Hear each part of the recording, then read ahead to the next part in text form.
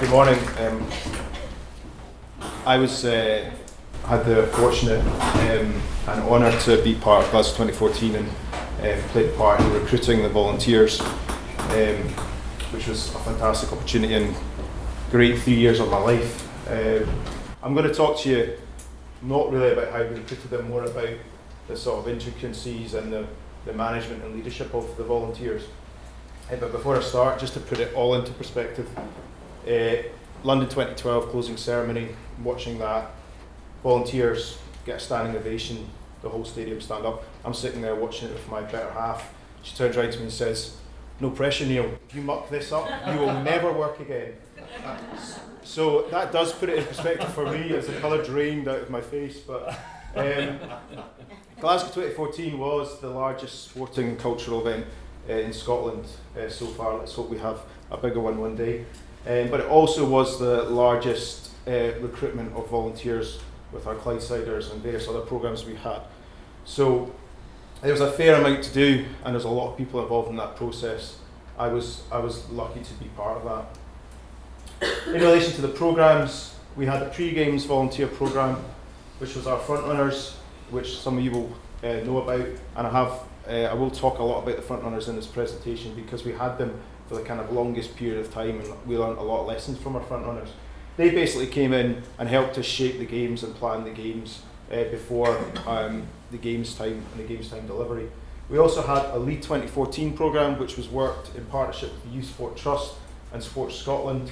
What we did there is we worked across 7 universities with students to give them leadership skills, volunteering experiences and run conferences for secondary school pupils, and it was all based around engaging them in the Commonwealth Games to then take those leadership skills they learned at that conference into their cluster primary schools and deliver a festival based on the Commonwealth Games.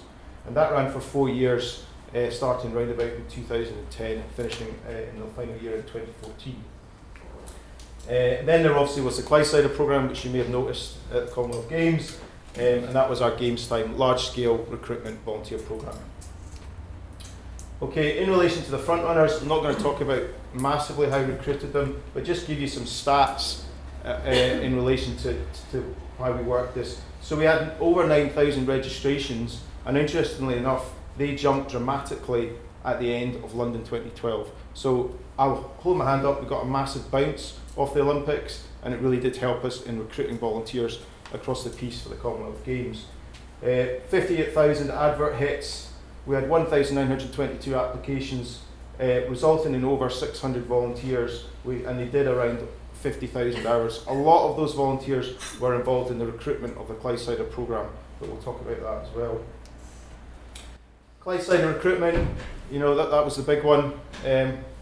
Over 50,000 registrations to begin with, and then we converted that into over 50,000 applications, which broke Commonwealth Games records and was a massive relief for me. To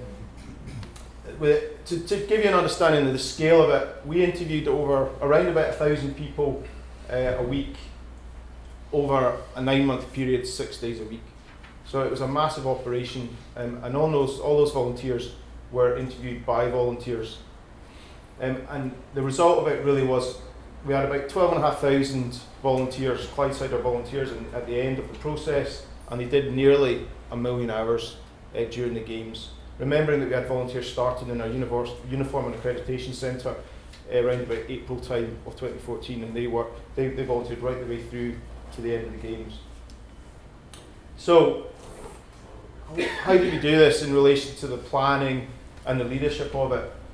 It's so important on a something of that scale that the strategic planning is spot on. The planning was 100% one of the most important things. If we hadn't planned it correctly, we would have been in some serious trouble. So we had a volunteer strategic plan that went across the whole organisation because a lot of the various functional areas or departments required volunteers. They had to all sign up to that strategic plan. We had to understand their dependencies and their roles and what they wanted from their volunteers prior to doing anything around recruiting or advertising roles. We then had to translate that strategic planning into operational planning. So what was it going to be like on the ground, and how were they going to look after the volunteers, manage their volunteers, and make sure that they were totally set up for that. To do that, we had a very specific structured project management approach. So it was very much based on escalating issues, risks, doing a roadmap for all our milestones that we had to meet, because the Glasgow 2014 Games were going to happen in 2014. We had no leeway in moving that, so we were very much adopted that approach. So it was very, very process driven and around the whole project management side of things. That's the kind of planning side of it, but fundamentally we had to make sure we had the right people. So we had to make sure that we recruited the right people in paid roles to develop the volunteer programs, and they basically then recruited the right people, i.e. the volunteers, to deliver the games. So I can't underestimate how important it is to get the right roles and the right people from volunteering or from your paid staff if you're in an organisation wanting volunteers. Throughout that and through the core of all that was a value-based exercise. From the start we had to make sure that the staff signed up to our values around inclusiveness, around trusting people, making people feel empowered, and just being generally honest with people, understanding that the people that are volunteering are giving up their time, and to treat them with the respect that they deserve. Then we got into sort of the listen, the learn and the lead aspect. So we had to ensure that when we went into it, we had to understand the demographics of the country and understanding how volunteering ticked in the country. So we engaged with people that knew what they were talking about. We did as well to an extent, but and that means we set up a volunteer advisory group, which some of you probably sat on here today, where we engage across various sectors in the organisation, from private, public sector, volunteer organisations, Scottish Government, UK Government, Glasgow City Council, Sports Scotland, a whole array of 40 organisations who we consulted with and learned from what they were doing, but also helped us spread the word about volunteering across the whole nation. Over and above that, in 2012, we did a research exercise and asked people whether they would want to volunteer and what the barriers there were to volunteering, so we understood essentially what we were going into, and it helped us mould our recruitment model. Furthermore, the London 2012 Olympics were a massive help from an observer point of view. They let us go down quite regularly to speak to them about what they were doing about volunteering, and also we sat on the Observers programme, which was run through the Paralympics. Okay, so now I'm going to talk about the Frontrunner story. The reason I'm going to talk about the Frontrunner story and not in essence the Clyde-sider programme is because we were very, very close to this. They were in the volunteer centre, which was adjacent to the Commonwealth Games offices, for essentially 9 months, and we picked up a lot of lessons from that, which we used to sort of launch the Clyde-sider programme. So fundamentally, we had to make sure it was completely inclusive, which sounds very easy to say, but when you actually sit down and think about that, it is can be very challenging. So make sure that the whole programme is accessible to everyone. Online, 100%, if you were to ask me, is the way to go. If you want to recruit volunteers, you have to do it online. It speeds things up, makes things more efficient. It's more user-friendly for the volunteers. We find it a very valuable tool. There are various systems out there now that you can use, but I fundamentally believe if anyone asks me how to recruit volunteers, go online. Obviously it depends, obviously the site, how many you need, but you can do your applications, you can do your adverts, you can do all your shift patterns if you've got lots of people, and you can do all your recognition through an online platform. So definitely use online would be my recommendation. We also made sure we had a framework and a handbook, so we set up a framework for all our departments so they understood how to treat the volunteers, kind of similar to your policies and practices in HR, but not as full on. And you've got to be quite careful there from a legal point of view. I won't go into that side of things, but be careful there. All the volunteers prior to volunteering received the handbook. Again, that's very common. So they knew what the expectations was of them and of the company. Group identity, brand, is, from a frontrunner point of view, was really important. We didn't want to call them pre-games volunteers, didn't really roll off the tongue particularly well. So we came up with Frontrunners and gave them a brand and an identity. And that brand and identity was really important to the volunteers. So I wouldn't advise calling your volunteers volunteers. I would definitely advise giving them identity. They obviously got their own logo, their own uniform and t-shirts, obviously depending on what you're doing, but we find that really valuable, and they actually signed up to that, and it kind of created this kind of club ethos where they were all part of a club, and you're a front runner, I'm a front runner, we're a Clyde-sider, and it just went from there, and that made them feel valued. It made them feel like they trusted in the organisation. It was really, really important in how we shaped the games. Communication-wise, so again, the online platform was fantastic for sending people direct emails. We also had a monthly e-bulletin and newsletter, which was printed off and given to them. Again, in that information, yes, it gave them information about the Commonwealth Games, but actually gave them information about each other and what they'd done and what they were doing.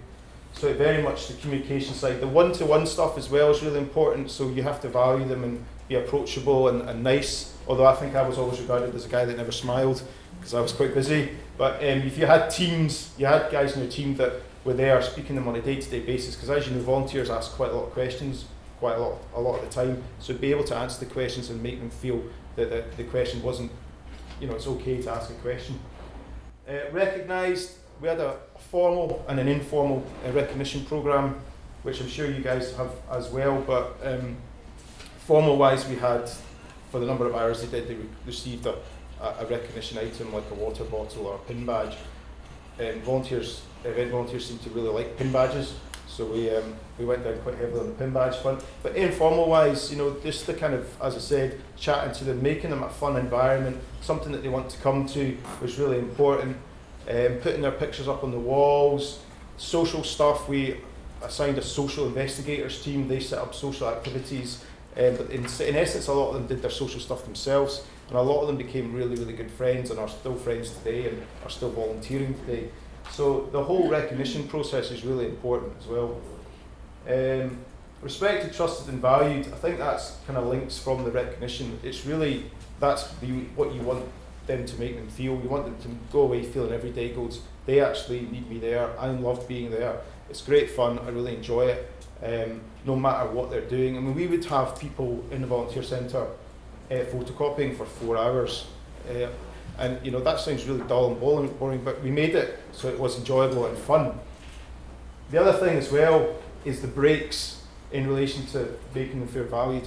We found giving them regular breaks was one of the most valuable things we could do, because they all came together, and we're only talking like 25 people in the Frontrunners during the kind of volunteer recruitment, and they got to talk and share stories and get involved. So don't make them volunteer for 4 hours and not give them a break. Give them at least 2 or 3 breaks. Give them give them coffee, give them tea, give them cakes. In fact, they'll actually start bringing cakes in themselves.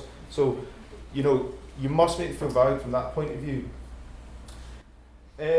One of the other areas which was for me is the digital glue. The social media platforms now are just fantastic for volunteering. It's the concept of word of mouth, but it's online. We never actually set up a social media group for the Frontrunners. They did that themselves, so we encouraged them to do that. So we didn't have ownership on it. We gave the ownership to them, although they did let us in the group. But it was great from the point of view. It's just pure live communication. They share stories. They tell each other when they're coming on shift. They tell each other where they're volunteering out with the volunteering that they're doing for the games. They talk about just various stuff that's on in the media, and they share stories, and they meet up for their social activities. Were all done through social media, and that essentially is a Facebook group. It's still ongoing, and they still use it to this day. So social media, that digital glue is really important. Neil, you're just about to be cancelled. All right, I'm fine. I'm just about to finish. On time. Challenges. The challenges really for me were we had 2 online platforms to begin with, and through the games, if I found the one that I wanted at the end, was that. So that was a big challenge, but we got through it. The inclusive side of things were difficult. There were certain scenarios where there was kind of cliques in the Frontrunners, the ones that were potentially volunteering all the time, and trying to encourage them that everybody giving up the time is important. So if somebody's giving up an hour that's really important to this person that's coming in 6 days a week. So really to try and get through that, reduce the cliques and make sure that they all feel valued. The other one was around, I'm trying to think what was the other one. Yeah, some of the volunteers were quite difficult to manage.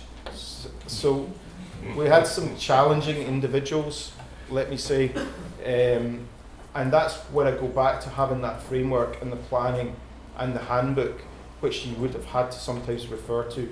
We didn't lose too many, well, I think there was a couple of frontrunners we had to sort of end our relationship with, but just to be aware of that, you know, if you do the planning right, expect the unexpected, because I'm sure if you all worked with volunteers, you'll know that the individuals that maybe I'm talking about. So that was always a challenge, but we set up the systems from the outset to make sure that didn't happen too much. Legacy point of view, quickly, these are a couple of volunteers. I'll just sort of pick various ones. This is Taylor on the left here. Taylor was an event student, third year at University of West Scotland. She did the Lead 2014 programme. She then got involved as a front runner, helping out in the offices actually, and then did some interviewing. I then recruited her into my team as an assistant coordinator, and she ended up modelling with Clyde the uniforms at the games. Taylor now is working for Breast Cancer UK as an events coordinator, but she also just recently volunteered at the school games in Manchester, which was last week. Down here, Izzy, you probably saw her quite a lot through the campaign. Izzy had never volunteered before. She's a mum, she works. She grew up in the shadow of Celtic Park. Just a really bubbly, energetic person, was a great volunteer. Ended up being part of carrying the Queen's baton in London when it was launched. And now, recently, she's come back from Baku, from the European Games, still volunteering at major events, and she also recently did the school games as well. And then we have Brian Borland. Brian was basically Clyde, so if you thought Clyde was real, I hate to tell you there was something inside Clyde. Brian ended up doing 1,000 hours as Clyde. He's from Ayrshire, and he was recognised by this gentleman here, you may recognise, during the games for his volunteering. Again, they're all still volunteering, they're all still active, and also the frontrunners set up their own kind of volunteering group called Vamos 2014, if some of you have heard of that, and that was really about, they still want to volunteer and they want to go and find things to volunteer, so they would post volunteering opportunities online on Facebook and then go to those opportunities and say, I'm going to this, I'm going to volunteer at the Kilt Walk, I'm going to volunteer here. And that's how they are basically getting that word of mouth. So I'm running out of time, so I can talk for more, but I won't. Thank you. I'll pass you over to